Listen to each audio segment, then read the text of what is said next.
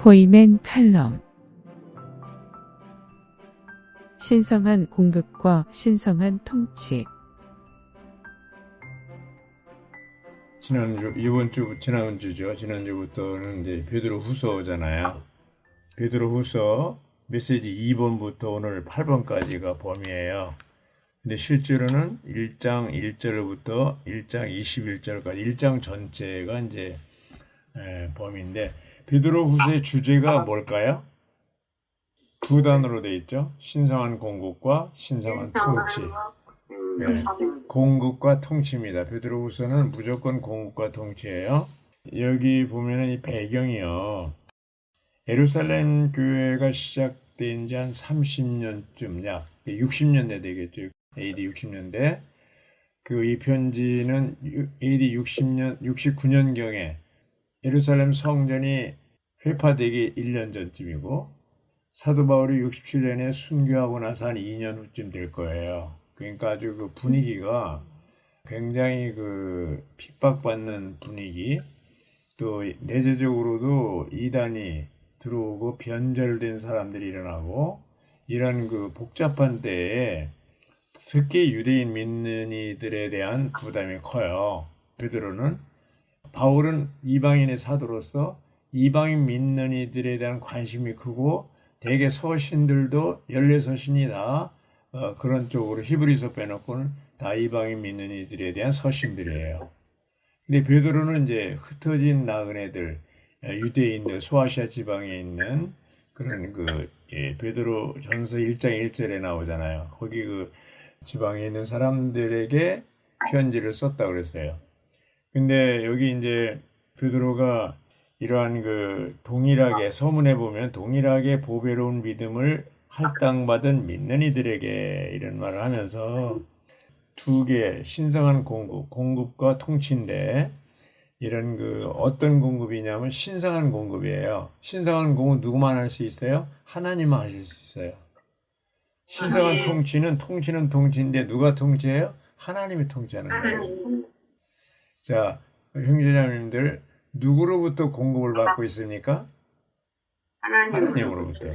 그래서 이제 여기 1장 전체를 볼 때 1장 1절 2절은 이제 서문이고요.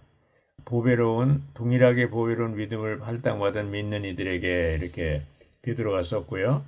이 1장 3절부터 11절까지, 또 12절부터 21절까지, 이게 1장이잖아요. 3절부터 11절까지는 신성한 능력의 분배, 또 1장 12절부터 21절까지는 신성한 진리가 빛남. 능력, 진리, 능력의 분배, 진리의 빛남. 빛난다는 것을 계시하는 거죠. 그래서 신성한 능력의 분배에 있어서는 두 가지가 있는데, 생명과 경건함에 관련된 모든 것을 신성한 본성과 함께 이렇게 했어요. 그 다음에 이제 두 번째는 생명이 자라고 발전함으로써 영원한 왕국 안으로 넉넉히 들어간. 자, 신성한 생명, 신성한 본성, 이런 것이 결국 자라면 어떻게 돼요? 영원한 왕국, 천년왕국이죠. 천년왕국과 새하늘과 새 땅에 넉넉히 들어간다고 그랬습니다. 그리고 이제 12절부터 21절에 보면 두 가지인데, 사도들이 증언한 영광으로 말미암아 진리의 빛남이 나타나고요.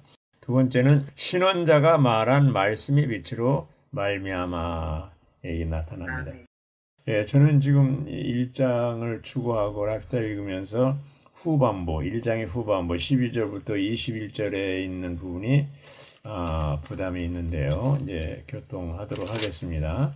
여기 보면은 1장 3절부터 11절까지는 여기 5절에서 있는 것처럼, 바로 이러한 이유로 여러분은 각별히 부지런하여 여러분의 믿음에다가 미덕에다 서식을 쭉 해가지고 나중에 형제의 사랑에다 신성한 사랑을 더하여 넘치게 공급하십시오, 이렇게 됐거든요. 자, 형제의 사랑에다가 신성한 사랑. 이 신성한 사랑은 아가페 사랑을 얘기하는 거예요. 아가페 사랑. 그래서 이 형제의 사랑은 우애라고 그랬는데, 이제 그 형제 우애라고, 또 여기 형제 사랑이라고 그랬는데, 아가페 사랑의 특징은 뭐예요? 주는 사랑이죠. 형제, 기브 앤드 테이크가 아니고, 아가페는 주는 겁니다. 하나님의 사랑을 얘기할 때, 신성한 사랑을 얘기할 때, 아가페라는 말을 썼어요. 아가페. 그래서 이 요한복음 21장에서 예수님이 베드로에게 네가 나를 사랑하느냐, 그 말이면 네가 나를 아가파워하느냐 이렇게 물어봤어요. 그렇지만 베드로는 그렇게 아가페적인 사랑을 못하고 그냥 내가 주님을 사랑하는 줄 주님이 아십니다 해가지고 거기 이제 필레오라는 말을 썼어요. 예, 여기 필레오가 형제 사랑이죠. 그래서 이건 일반적인 사랑일 수도 있고 이제 근데 이 아가페 신성한 사랑은 아주 절대적인 게 있어요. 그리고 하나님이 우리를 사랑하시는 것은 선택하시고 창세전에 그리스도 안에서 우리를 선택하시고 우리를 예정하신 그것이 한 번 하나님이 정하시면 하나님은 한 번도 바뀌질 않아요. 하나님이 입에서 나온 모든 말씀은 1.1억이라도 바뀌지 않는다고 그랬어요. 하나님 말씀하시면은 그대로 이루어지는 거예요. 실제가 되는 거예요. 그게 진리잖아요. 진리는 그대로 이루어지는 게 진리거든요. 그 세상 진리는 수학적인 진리든 과학적인 진리든 이런 진리는 바뀌어요. 바뀔 수가 있습니다. 또 진화론도 지금 바뀌었잖아요. 진화론 허구라는 것이 드러났잖아요. 지금 진화론 믿는 사람 없어요. 근데 아직도 보면은 이상한 사람들 뭐 몇백만 년 어쩌고 크로마뇽인 네안데르탈인 헛소리를 하고 있더라고요. 그래서 이제 이런 것을 볼 때 이런 진화론은 사람의 학설, 사람의 머리에서 나온 거고 신화와 같은 거예요. 그렇지만 하나님이 천지 만물을 창조하셨다. 창세기 1장 1절에 태초에 하나님께서 하늘과 땅을 창조하셨다. 이 한마디는 뭐예요? 아주 결정적인 거예요. 아무도 바꿀 수가 없어요. 이걸요. 영원한 진리예요. 예. 또 요한복음 1장 1절에서 태초에 말씀이 계셨고 이 말씀이 하나님과 함께 계셨는데 이 말씀이 곧 하나님이다. 그러면 이제 요한 1장 1절이 창세기 1장 1절보다 더 전해요. 말씀이. 그래서 이런 걸 볼 때 구약이라는 건 뭡니까? 구약은 하나님의 예언하신 말씀이고 또 하나의 그림자라면 신약은 뭐예요? 그 예언이 성취된 거고 실제예요. 신약은. 그 구약의 모든 예언의 말씀이 신약에서 이루어졌어요? 안 이루어졌어요? 다 이루어졌어요. 95%가 다 이루어졌어요. 그 신약에 와서 주님이 또 예언하신 말씀들이 지금 이루어져 가고 있잖아요. 그 결정적인 게 뭐예요? 주님이 다시 오심에 대한 그 표시, 마크, 사인이 뭐냐면 징조가 중요한 게 이스라엘 역사가 이스라엘 민족에 대한 것이 표준이에요. 표준. 주님이 다시 오심의 표준이 결정판이에요. 그게 뭐야? 누구야? 다니엘이 9장에서 25, 26, 27에서 마지막 한 일에 대해서 얘기하잖아요. 그게 다 이루어졌어요. 지금 1948년에 정치적인 독립이 이루어졌죠. 그게 몇 년 만에 이루어진지 아십니까? 2500년 만에 이루어진 거예요. 우리는 1948년 이렇게 얘기하지만 아무도 이스라엘 나라가 유대인들이 독립하리라고 아무도 믿지 않았어요. 그거는 아주 불가능한 거였어요. 그런데 우리나라는 일제 강점기 몇 년 했어요? 만으로는 35년, 횟수로는 36년인데 그것 때문에 창씨개명까지 했었잖아요. 그렇죠? 그런데 그때 얼마나 고통을 당했어? 30년. 그래도 우리나라 사람들은 이 땅에서 살았잖아요. 근데 유대인들, 이스라엘 백성들은 AD 135년에 추방당했어요. 하도 이 유대인들이 반란을 일으키고 자꾸 반정부적인 로마 제국에 대해서 반대하니까 아예 그 AD 135년에 다 추방시켜 버렸어요. 그래서 유랑민이 된 거예요. 디아스포라. 그게 뭐 다른 나라에 가야 누가 그 환영합니까? 2차 세계대전 때 독일의 히틀러는 유대인을 갖다가 이제 역사적으로 600만 명을 죽였다고 그러잖아요. 학살시켰잖아요. 이게 뭐예요? 그렇게 비참한 민족인데 결국 어떻게 해요? 1948년도에 독립이 됐잖아요. 기적이죠. 또 예루살렘을 이제 이방인들이 거기를 차지하고 있었는데 6.1 전쟁을 통해서 1967년 6.1 전쟁을 통해서 또 어떻게 돼요? 회복했잖아요. 자, 하나만 남았습니다. 하나만. 그게 하나가 뭐예요? 성전 건축이에요. 성전 건축입니다. 자, 성전 건축은 이스라엘과 이제 적그리스도죠. 처음에는 적그리스도는 몰랐죠. 어쨌든 유럽을 통합한 어떤 지도자가 나와서 지금 계속 전쟁하잖아요.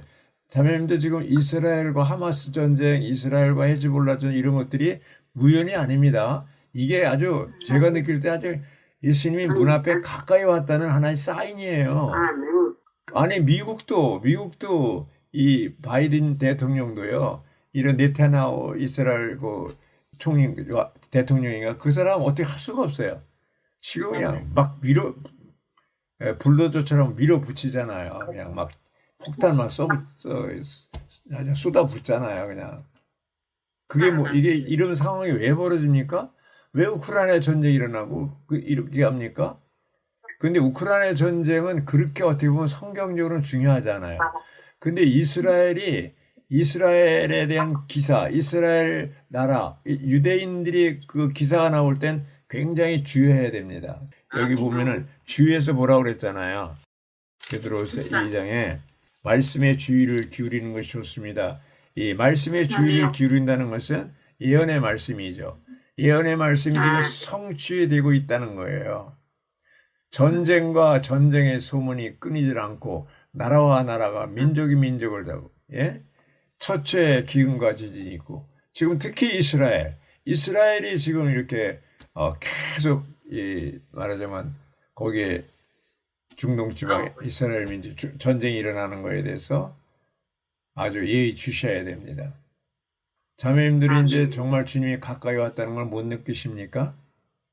그래서 이런 것들 다른 나라보다도 이스라엘에 대한 어떤 사건은 신문이나 방송이 이렇게 나올 때 아주 예의해서 주시해 보셔야 됩니다. 자, 이렇게 이제 그러할지라도 아가페적인 형제 사랑은 변함이 없습니다. 형제 사랑은.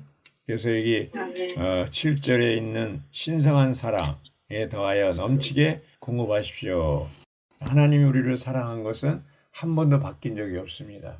우리는 하나님에 대해 서운하게 생각하고 또 변절될 수도 있고 이렇게 딴짓할 수 있지만 우리 안에 들어와 계시는 이 신성한 사랑, 아가페 그리스도의 사랑은 한 번도 바뀐 적이 없다.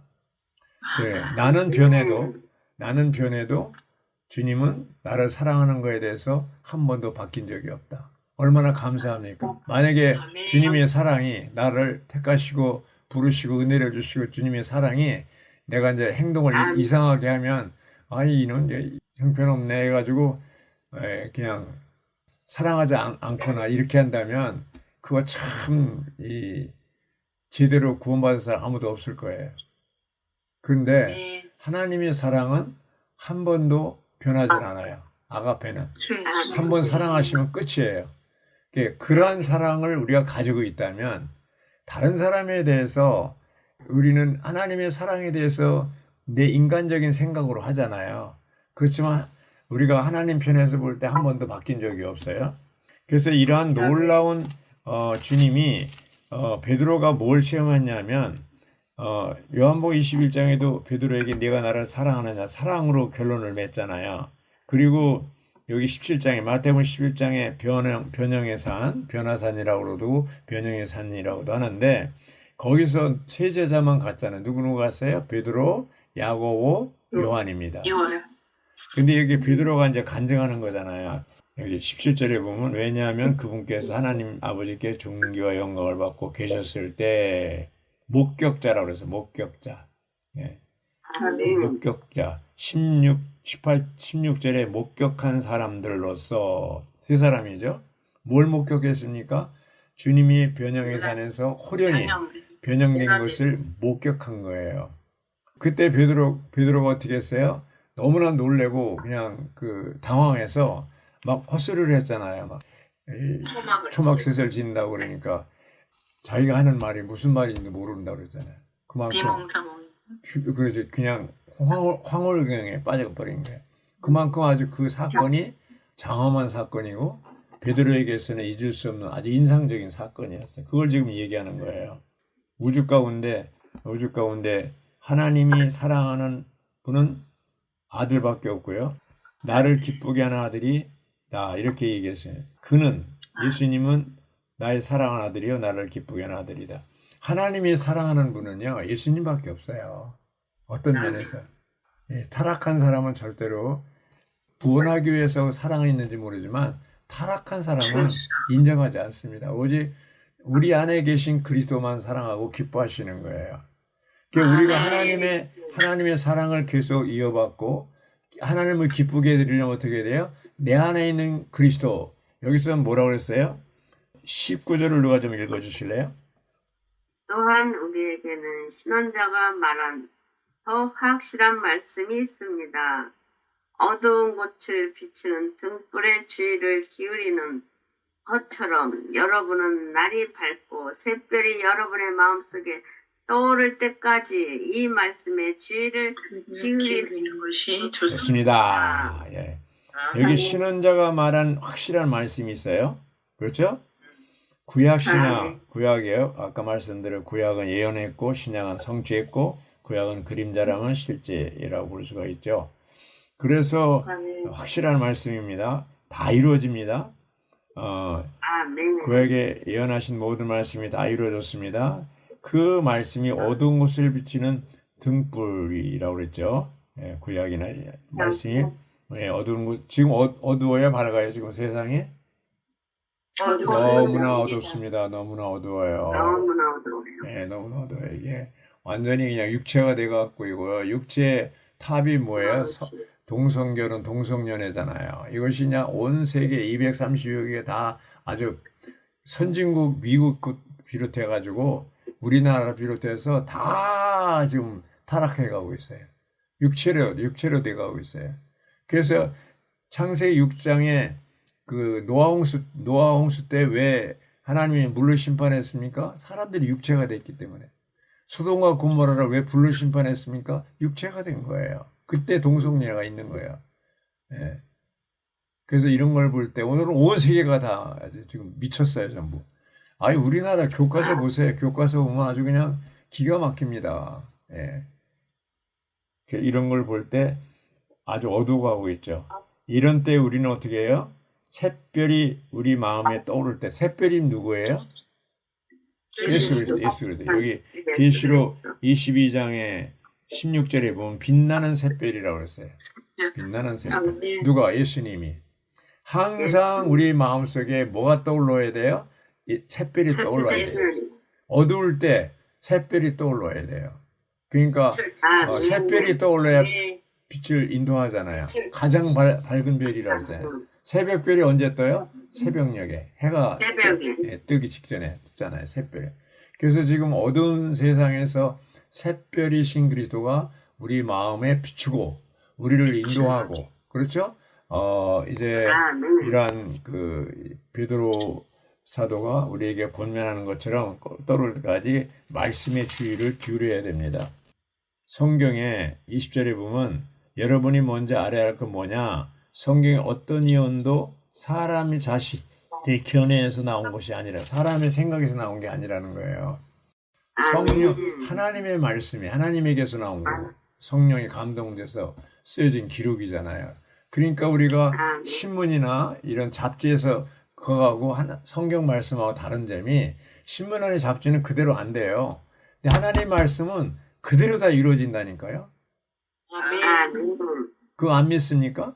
다 이루어집니다. 믿습니다. 저는 이제 요즘에 1년 1도 갈 때 그 이사야서 53장 쭉 보면서 야, 지금 어떻게 그냥 예수님에 대해서는 마른 땅에서 나온 그 줄기 같고 그 예수님에 대한 그 그림 십자가에서 죽는 그림 다 나오잖아요. 아주 그림처럼 다 그리잖아요. 기가 막혀요. 기가 막혀.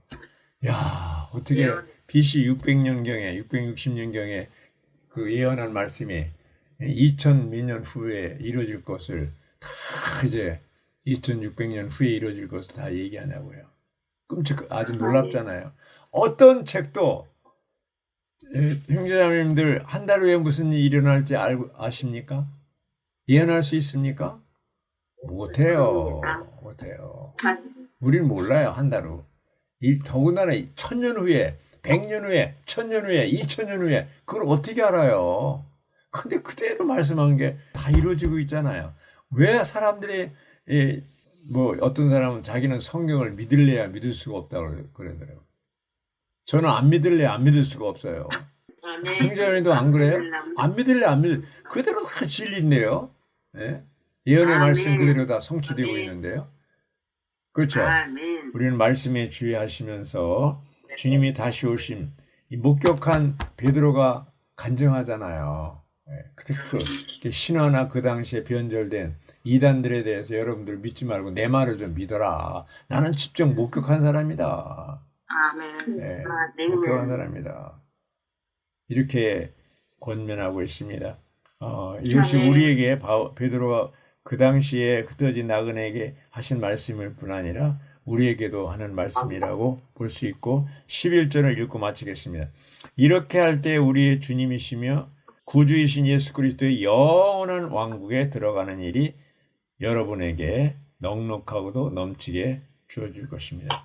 우리의 소망, 우리 안에 계신 영광스러운 그리스도죠. 이 비밀을 우리 안에 계신 그리스도고 우리가 이 그리스도와 똑같이 되고 1000년 동안 그리스도와 함께 왕 노릇하는 이러한 것을 소망을 가지고 살고 있습니다. 딴 데 관심을 갖지 마시고요. 지저분하게 이런 거 저런 거 자질구레한 것들에 대해서 오르락내리락 하지 마시고 변함없이 아가페의 사랑으로 주님을 사랑하고 형제자매들을 사랑할 수 있기 바랍니다. 아멘.